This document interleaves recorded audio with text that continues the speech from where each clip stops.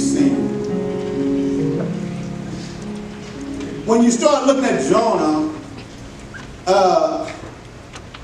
and we see that in the 17th verse, something happened to him prior, dealing with what had happened to him prior.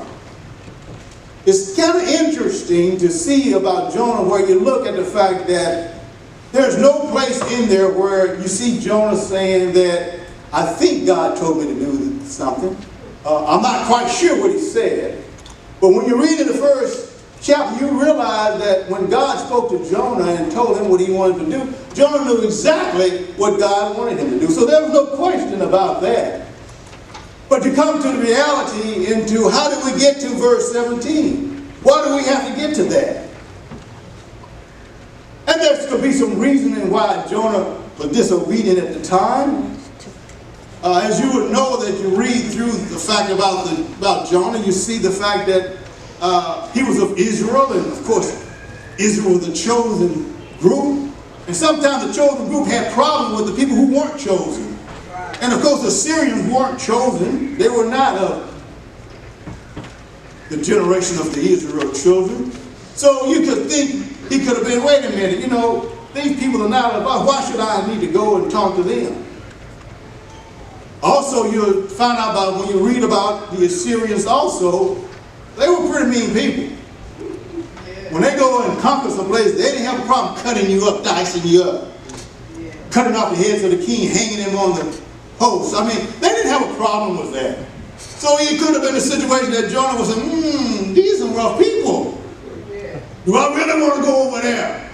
I know the Lord told me to, but you know how it is sometimes, how we want to deal with God. And did he really mean that? Even though I know he said it. Kind of like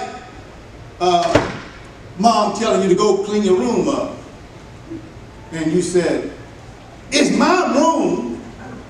I live and I should be able to do to my room what I want to do. So you don't have to come in there, Mom. Just let me live in my room. But the thing about it is, it's not really your room. You don't own the house. You're just there filling the space that they're allowing you to stay in. So it kind of comes to our situation just like Jonah. Jonah didn't own anything, and God was allowing him to do certain things, and he gave him directions. And when Jonah was given the direction to go to the Assyrians, to Nineveh, and talk to them, he should have went, but he didn't. So he found himself in a situation. Now the Lord had prepared a great fish. We look at Jonah. And looking at the chapter, verses 1 through 3. But the thing about this is, it's kind of on my mind, the fact that what we need to realize is when God tells us to do something, we need to look at who we are and who God is. Isaiah.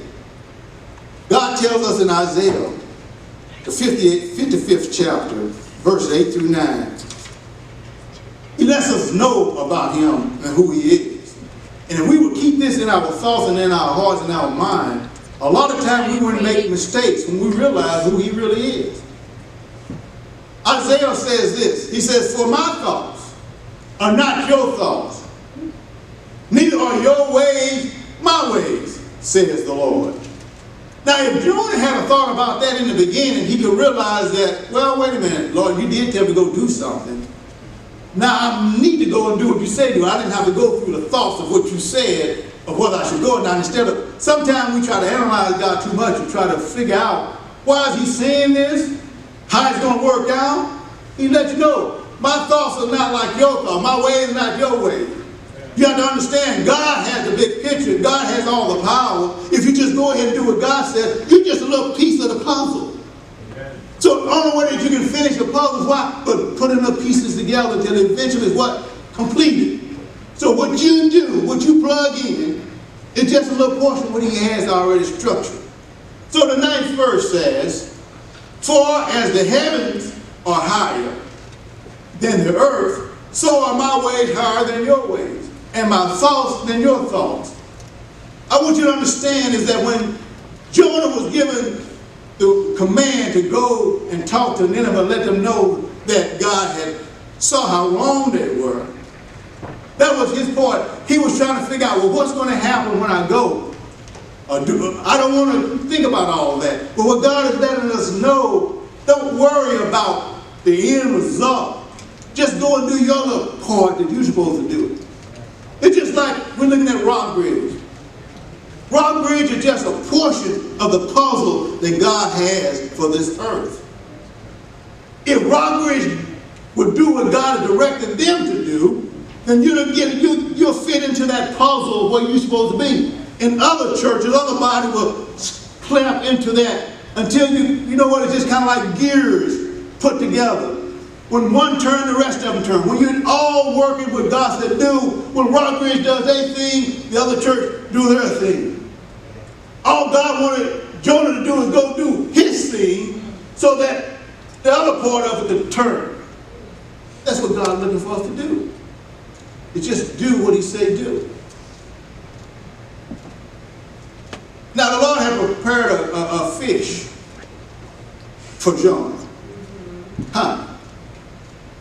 Now it's interesting that when Jonah was in trouble, there come a fish that was what, obedient to who? To God.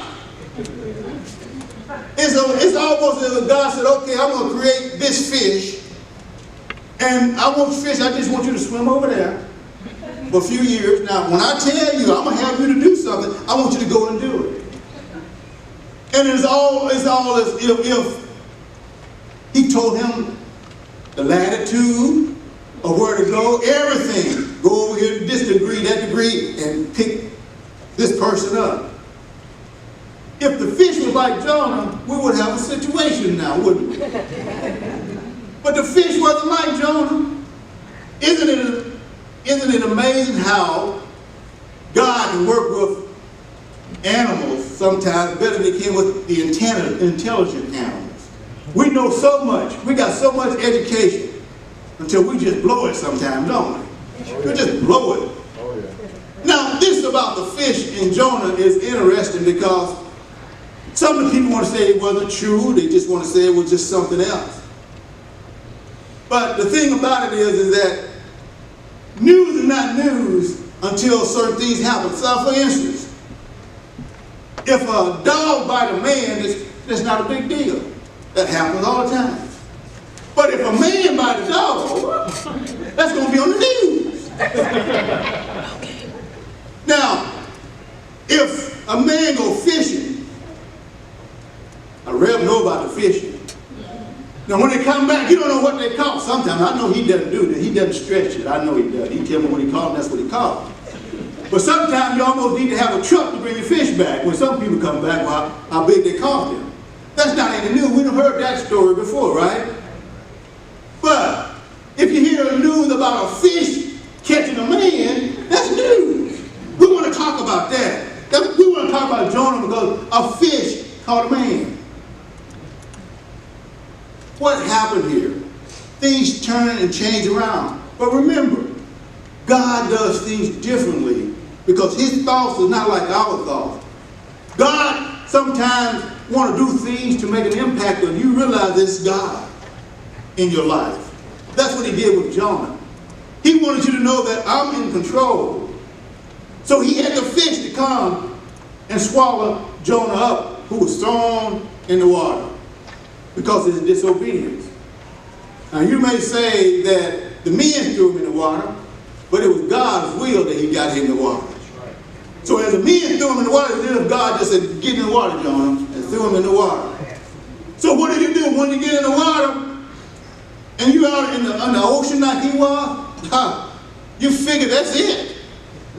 There's nothing, no way to happen. Now God could have sent another ship by, could have had a man in a rowboat just happened to be close by and say, oh, come on, get on board. He didn't do that. He didn't do that. He had a fish to come and get Jonah. And you look at this thing and it says, and when he was in there for 3 days and 3 nights. And when you take a look at that, Jesus also spoke about Jonah. If you go to Matthew 12th chapter, around the 40th verse, Jesus said that Jonah was in the fish for 3 days, 3 nights. And I will be in the earth, in the heart of the earth, for 3 days, 3 nights. Yeah. So he made a reference to that to let you know that this situation with Jonah was a true story. And Jonah set up what Jesus was going to do. Yeah. So the thing is that when God operates in our lives, get ready, because God is not only setting up for you, he's got other plans that is going to be like a domino. It's going to have an effect upon other things. So be happy when God tells you to do something. Go and do it. Because God has a plan. And his plan is so great, his plan is so marvelous, that you cannot fathom what it is going to be. You don't know what the results will be in your life. So please do it. And Jonah was sitting there and he started praying. And he started praying when he got in the belly of the fish. Now the interesting thing about it is that before Jonah was thrown overboard, you ever heard him pray? He didn't pray on that ship ride. He was just trying to run away, go in the opposite direction. Now, sometimes we talk about this, but we don't really know why people are the way they are. But after Jonah got into the fish, Jonah started praying, and Jonah became a prayer warrior. I'm telling you, he was in the fish, and he started praying to God. I'm telling you, sometimes you ask a prayer warrior, why do you pray so much? They can tell you about things that happen in life, why they are praying like they are. Because they know that God does certain things and he works things out in your life. So Jonah became a prayer warrior. Some of you may be in this situation today. You may have not been obedient to the Lord, and you may feel yourself like you're trapped. Now, think about Jonah. Jonah was thrown into the water, and he just thought it was over. The fish came, picked him up from the water, but if you look at all of that situation, he still wasn't free yet. Or have you ever been in a situation where the worst seemed like it was coming, didn't quite come, and it seemed like you got a little breath of fresh air, but you didn't get the fresh air all totally, but you still feel like you're a little trapped just a little bit, but you're better off than what you used to be, but you're still waiting so they can get totally free? Jonah was in that situation. But during this time, Jonah started reminiscing who God really is during this time. And that's what God wants you to do. When you're not quite free, but you know that you're not as bad as you could have been, during this time, think about who God is and what he can do for you and all of those different things. How great his mercy is. His mercy was so great. And the thing about God is that Jonah was disobedient, but where was God when he was in his disobedience? God was right there. Yes. God is right there for you now. Whether you did something wrong or you're just going through. Sometimes we go through and tests that we didn't have anything to do with. You may be going through that now. You may be going through a test now because of something you did. But either way, I want you to understand God is yet right there for you. He will not forsake you. He will not leave you. Why? Because his mercy is everlasting. His mercy is so great. His love for you is so great that we can't really explain it. We can't really feel it because we are humans and we just can't have that perfect love like God has for us. We may love each other, we may love God, but that perfect love that God has for us is not there. We do the best we can. But he loves you so much that regardless of what you've done, he's still there ready. He's right there for you. He won't leave you. Amen. Now, Jonah was praying, and when he would start praying, he said some things, and he felt like he was banished. He felt like he was alone. Here I am, as you see, as he was praying, he was caught in the fish, but still yet he wasn't free.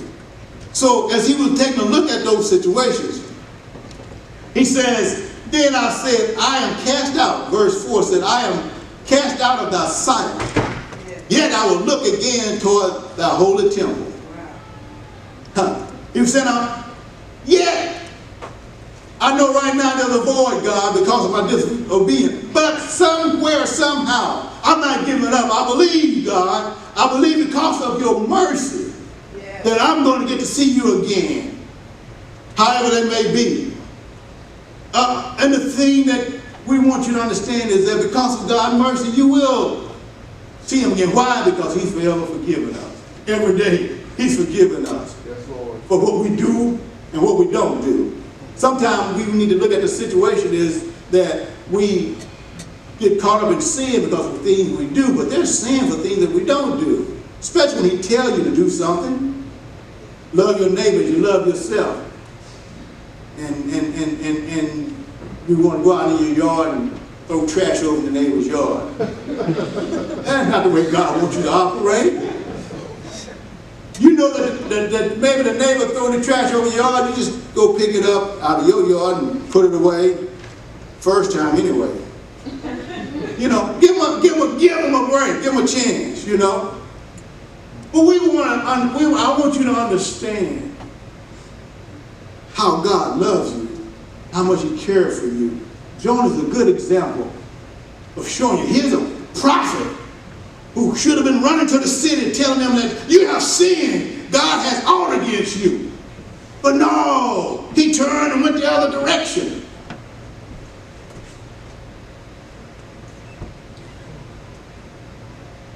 There was one time, and I think I told you all about this, that my wife Gina and I was in this restaurant and we was eating. And beside us was a young couple with a child about 3 or 4 years old, and the waiter came by and accidentally spilled some drinks on it. And I was looking at the young man because you know you could go either way. So I was watching him. And he took it very well. He got up, went over and talked to the manager, and come down and sit back. And of course the waiter, she was all distressed and she was trying to clean the child up. And so I was watching him. And even the child even handled it good. And the young lady did too. And I said, oh, this is good. And all of a sudden I looked at Gene. I said, the Lord told me to give him some money to tell him to buy that girl a new top. She said, well, if he told you to do that, when you tell him, you let him know that the Lord says this. I said, okay. So you know how this is the way the older people do this. They get the money, they fold it up real little. See, that's me in it. I'm a little older now. Praise God. So I used to watch them do that. Now I'm doing it. What's happening here? Anyway, I took the money, I folded it up real little, put it in my hand. I went over to the young man. I said, look, I said, I just want you to know that I saw the way you handle that with all that waste on your daughter. I said, you did a great job. And I just want you to know that the Lord want me to give you, and I shook his hand, and of course it was in it. You know how they do that stuff? And I said, the Lord said, give this to you and to tell you that he appreciates the way you did it. And I said, you go buy her another top. I said, thank you. So I went out to sit down. So we got up and went outside, and we were leaving. Of course, she always sees somebody she thinks she knows. So we went out to the we sitting there talking to this lady, and they both talking to each other, think they saw each other, but they don't know each other. But anyway, that's another story. But anyway, it gave this young man enough time, and I know that because he didn't see what I had given him, but he opened it up, and it was $40. I'll tell you. And he had opened up, and he come running out the restaurant, and he said, "Man," he said, "I just can't let you go." He said, he hugged me. I mean, a young man too. He hugged me, and he said, "I thank you for this." But you know what? The moral of this story is, I believe that somewhere, somehow, God had been talking to this young man. Yeah. And God wanted this young man to know that, hey, even in the midst of anything, I want you to know I'm looking at you. I'm looking at you. And I don't know if the young man go to church now, but I believe he went to church the next day. I really do. Because he was just so thankful. And it was just, and if I had not reacted the way I felt the way it was going to be reacted, You know, if I had went by something, he ain't gonna like this, you know, I had my own ideas of how he gonna treat me. I really did. But I pushed past that. What am I saying to you all? Sometimes when God gives us something to do, it's not that simple, it's not that easy. Now, it wasn't about going to Nineveh. No, God didn't tell me to go to Nineveh. He just told me to go next table and do that. But that was still yet a little, do I really need to do this? Is that really you, God? What I'm saying this is that when God gives you something to do it. And watch God work things out. Amen. You'll be so happy. And when that happened, boy, I had all kinds of joy. You know, I could have been shouting and everything. But it made me feel good. Because I was obedient to God. Now, there's probably some time that I didn't do what God told me to do. But I'm just letting you know, in references to this Jonah story, if we do and say what God's do, you'll see the results of God. Now, I saw how happy he was, the young man, but I don't know what happened to him afterward. But I believe that that was a spark in getting him to what God wanted him to do. He probably been working all along, but just out of the midst of nowhere, here's somebody coming that don't know you, do something to tell you that the Lord says he's watching you. It's what he needed. So God knows what he's doing. So make sure that when God gives you something, put your foot into the puzzle and do what he said do. This Jonah was good. We may look at him as being disobedient, and he was, but God brought something out of him for the people. And that's what you want to do. It says, the 5th verse, that the water was compressed me about, even to the soul, the depth enclosed me about. The weeds were wrapped around my head. Oh my goodness, around my head. He just felt like destitute, like this is it. You know, what can I do? Where can I go? I went down, verse 6, to the bottom of the mountain. He went down to the bottom of the sea. Down to the bottom. The earth with her bars was about me forever. Yet hast thou brought up my life from corruption. O Lord my God. You really get into being a prayer warrior now, because the worst things that happen to you. So it's amazing how when things start happening bad to us, we start knowing how to pray to God and seeking for his deliverance. Get sick, something happens, you start praying. I was reading an article that said, you know, people start praying, their friends start getting sued, and they found out how to pray to God, you know. So a lot of different things start happening in your life, and you start praying. What God wants to do is stay in contact with him all the time. Amen. That's what he wants. The thing about it is you don't have to worry about it. You know, like you wake up in the morning at 3 o'clock, you say, you know what, I want to call Jane, but he's asleep. I don't wake him up. God will say, I'm right here. Give me a call. I'll answer you right now. Just speak to me. I'm here for you. You don't have to wait till the next day. You don't have to wait to go to see somebody else. Just talk to me. When my soul fainteth within me, I remember the Lord. My prayer came into thee, into thy holy temple. Verse 8. They that observe lying vanities forsake their own mercies. What is he saying there? What he's saying that if you're not serving God, just like the guy that was on the ship, then the mercy of God is not working for you like it needs to be. You need to understand that when you're serving God, when you love him the way you should, and you're obeying him, then his mercies that he has for us is there for us, always. And you can see his mercy, how it operated with Jonah. Jonah was disobedient, but God was still yet there for him. Verse 9 said, but I will sacrifice unto thee with the voice of thanksgiving. I will pay that I have vowed. Salvation is the Lord. Now he said he would sacrifice with what? The voice of thanksgiving. Yes. Yes. So you're trapped right now. You don't feel like you're free. So you're saying, how do I get out of this? Take what Jonah said he would do. What did you say you're going to do? And that's what the praise team continue to say. Lord, I thank you. Yes. You're great and mighty. Yes. There's no one else like you. Yes. Lord, I thank you. Yes. And I will praise you no matter what from this day forward. Now we know when you make a vow, sometimes people don't keep their vow. But you want to keep your vow in order to stay free. How many times have you, somebody in the hospital, Lord, if you just raise me up out of this bed, I'm going to church Sunday. Lord, raise me up on Friday. Oh, I just don't feel like it's Sunday. Somebody in jail, they give you a call. When somebody give you a call from jail, that's a lot of money because that collect call, that's lots of money. Oh, have you been praying for me? I know that when I get out of this, I'm going to be different this time. You know, I really have heard that. I've really said before people who said that. When I get out this time, I'm going to be different. I vow to the Lord that I'm not going to miss a Sunday when I get out of here. They get out. First Sunday they come. Second Sunday they come. Third Sunday they overslept. Fourth Sunday, I got something else going on. Fifth Sunday, I forgot all about telling the Lord that.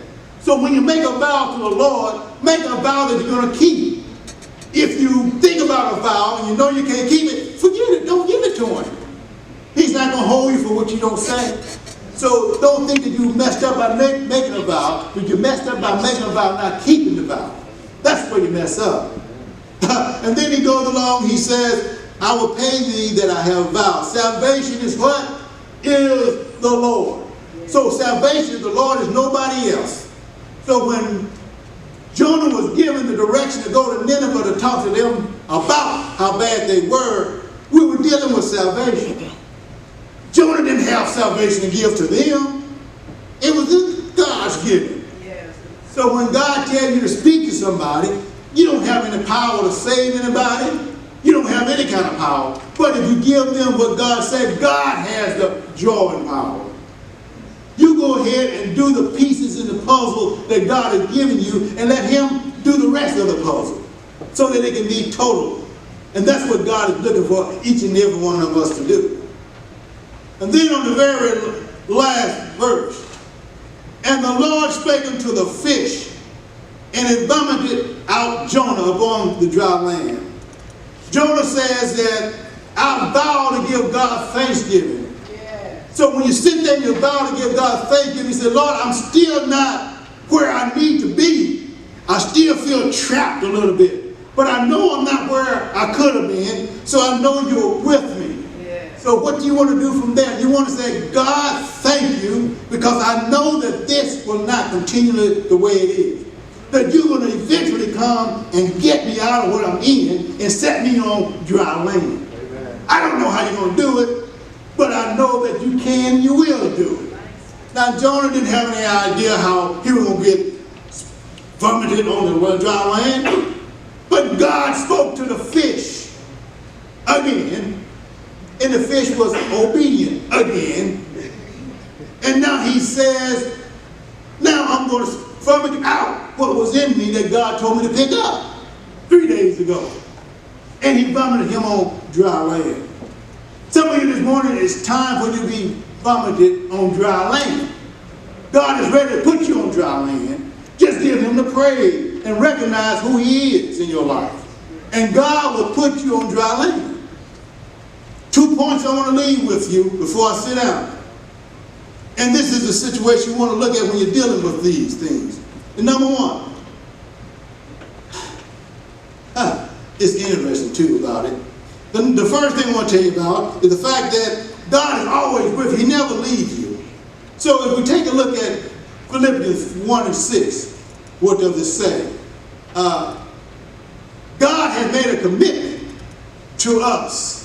He made a commitment to you to always be there for you. So that's what I want you to make sure you remember, is that no matter what you've done, no matter where you are, no matter what you're involved in, God is there. And what does he say? He said, being confident of this very thing, yes, that he which has begun a good work in who? You. So you can say, me.